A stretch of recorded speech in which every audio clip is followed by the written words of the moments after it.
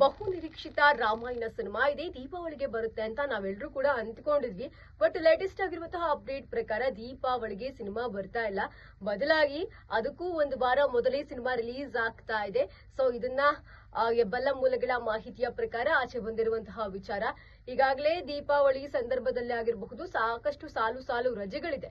So ಈ ಹಿನ್ನೆಲೆಯಲ್ಲಿ ನಾವು ಒಂದು ವಾರದ ಮೊದಲೇ ಬಂದ್ರೆ ಇನ್ನು ಕೂಡ ನಮಗೆ ಆ ರಜೆಗಳನ್ನೆಲ್ಲ ಟಾರ್ಗೆಟ್ ಮಾಡಿದ್ರೆ ಒಳ್ಳೆ ರೀತಿಯ ಕಲೆಕ್ಷನ್ ಆಗುತ್ತೆ.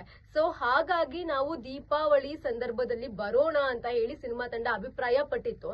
ಇದನ್ನ ನೋಡ್ತಾ ಹೋದ್ರೆ ಈಗ ಟಾಕ್ಸಿಕ್ ಆಲ್ರೆಡಿ ರಿಲೀಸ್ ಆಗ್ಬೇಕಿತ್ತು. ಆ ಟೈಮ್ ನಲ್ಲೂ ಡಿಸೆಂಬರ್ ಆಗಿರಬಹುದು ಅಥವಾ ನವೆಂಬರ್ ಆಗಿರಬಹುದು, ಅಕ್ಟೋಬರ್ ಆಗಿರಬಹುದು, ಈ 3 ತಿಂಗಳಲ್ಲಿ ಏನಾದ್ರು ಟಾಕ್ಸಿಕ್ ರಿಲೀಸ್ ಆಗಿದ್ರೆ ಟಾಕ್ಸಿಕ್ ಹಾಗೆ ರಾಮಾಯಣಕ್ಕೂ ಕೂಡ ಕ್ಲಾಶ್ ಆಗುತ್ತೆ.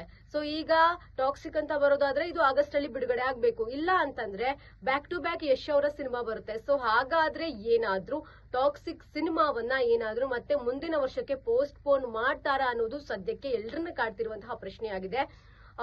ರಾಮಾಯಣ ಸಿನಿಮಾದ ಶೂಟಿಂಗ್ ಕಂಪ್ಲೀಟ್ ಆಗಿದೆ, ಪ್ರೊಡಕ್ಷನ್ ಕೆಲಸಗಳು ಕೂಡ ಆಲ್ರೆಡಿ ನಡೀತಾ ಇದೆ. ಸೊ ಈ ಹಿನ್ನೆಲೆಯಲ್ಲಿ ಅವರು ಹೇಳಿರುವಂತಹ ಪ್ರಕಾರ ದೀಪಾವಳಿಗೆ ಬರ್ತೀವಿ ಅಂತ ಹೇಳಿದ್ರು.